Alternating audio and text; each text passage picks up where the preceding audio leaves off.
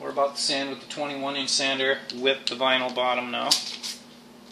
So we'll see how this is going to go. Right away, I can feel that there's a pad underneath it. The sander doesn't have quite as much feedback, but I am picking out some low spots.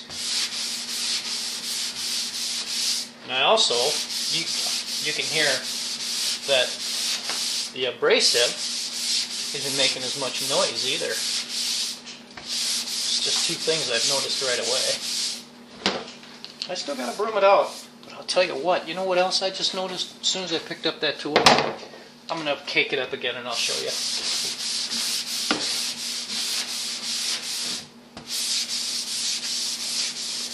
And they probably got harder vinyls and softer vinyls, and guy could probably mess around with a few different types of that stuff for a while too. Just trying to find the magic durometer of hardness, make the sander perform its best and still not cake up. Alright, look at that. She's loaded up pretty good. The whole thing. Not so much in the not just the middle, but the whole thing. And I think it's because when you're sanding on a crown surface like that, the sander is giving on it a little bit now too. It's giving more in the middle, and it's allowing the edges to also cut in, opposed to having something flat in this direction. And then you roll it around the curve.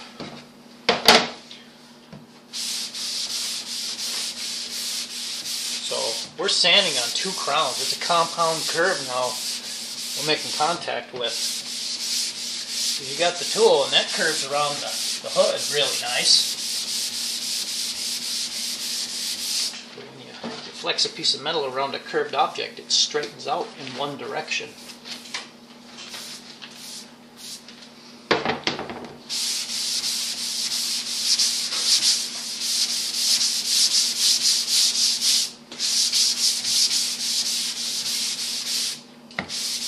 Kind of feathering this into this now. I sanded on this earlier, now I'm sanding on this.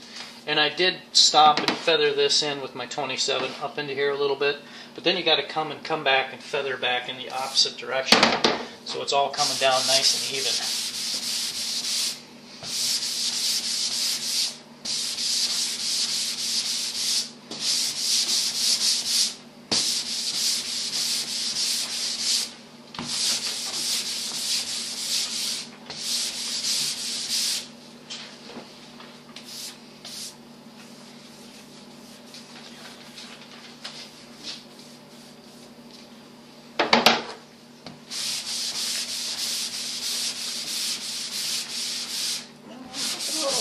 Here.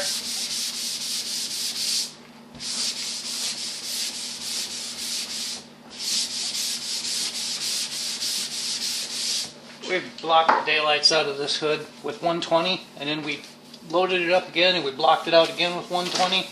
Before that we even blocked it out. We blocked out the clear coat, the base coat. We used what was on the hood and we used that as a filler before sealing it up in the VP50. Right now we're sanding on Valspar's new HS35. You can pick this stuff at Northern Tool now. They sell it for them.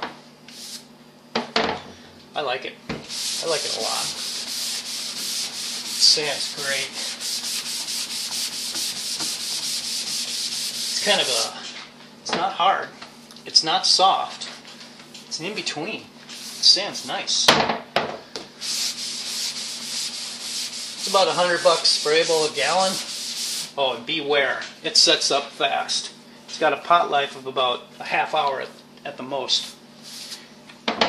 And that means that it's going to be jello in your gun in a half hour. So if it's not out of there, you're going to have some trouble.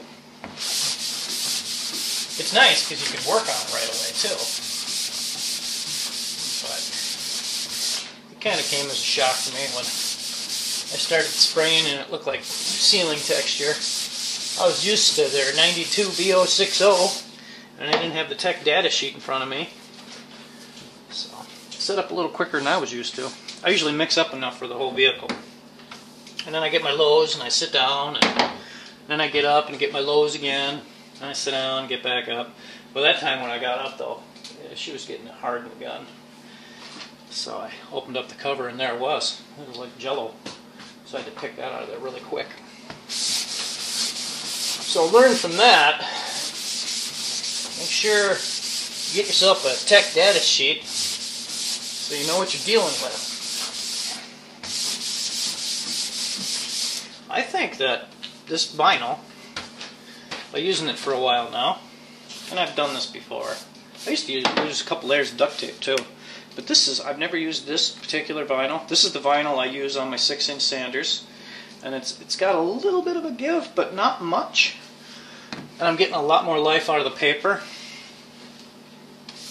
I have nothing stuck to the paper. It's getting a little dull, but I'm still going. And I've sanded up to here now, and with the 27 I sanded right about here. And that paper's pretty much finished. It's got a little abrasive on the edges, but I won't use it anymore. It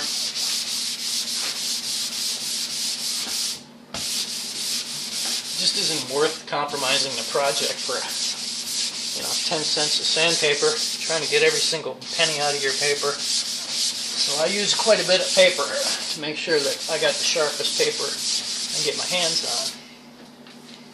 My work turns out better. If you got a dull piece of paper and you're pushing really hard on it, especially at the 320 grit area where we're at now, if you push on this really hard, you're probably going to miss out on some blows. You want to use it more as a float. You want to float that sander over the top.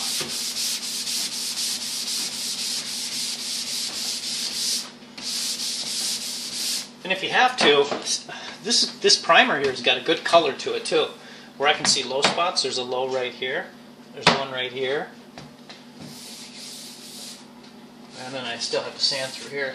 But the color transition, the color difference between scuffed primer and primer that hasn't been scuffed, there's a big color change. So you can see the low really nice. I like it. Yeah. But I gotta keep sanding.